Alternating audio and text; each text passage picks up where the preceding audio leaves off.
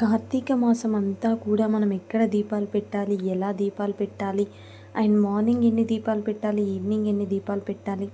So ఇలా మనం thumbnails చూసి భయపడకుండా మనం ఎలా పూర్వీకుల నుండి ఫాలో అవుతున్నామో అదే ఫాలో అవుతూ దీపాలు ఎలా పెట్టుకోవాలో, ఎలా మనం ఆచరించుకోవాలి, మనకుతో వస్తున్న సాంప్రదాయాలు ఎలా పాటించాలి అనేది నేను ఫుల్ వీడియో అనేది క్లారిటీగా చేసి పెట్టానండి. ఒకసారి తప్పకుండా లాంగ్ వీడియో చెక్ చేయండి. మీ మనసుకు చాలా తృప్తిగా అండ్ అలాగే ఎంతో భారాన్ని దించుకున్నట్టుగా అనిపిస్తుంది. సో తప్పకుండా ఆ వీడియో చూసి మీకు నచ్చితే ఛానల్ని సబ్స్క్రైబ్ చేసి వీడియోస్ అయితే లైక్ చేయడం అస్సలు మర్చిపోవద్దు. సో మన పూర్వీకుల నుండి వస్తున్న సాంప్రదాయాలని నేను క్లియర్గా చూపించాను, చెప్పాను కూడా. సో తప్పకుండా ఫాలో అవ్వండి. వీడియో నచ్చితే మాత్రం సబ్స్క్రైబ్ చేయడం అస్సలు మర్చిపోవద్దు.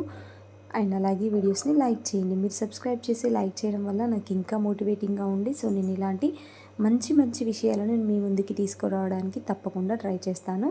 Thank you so much for watching and please do subscribe. Thank you.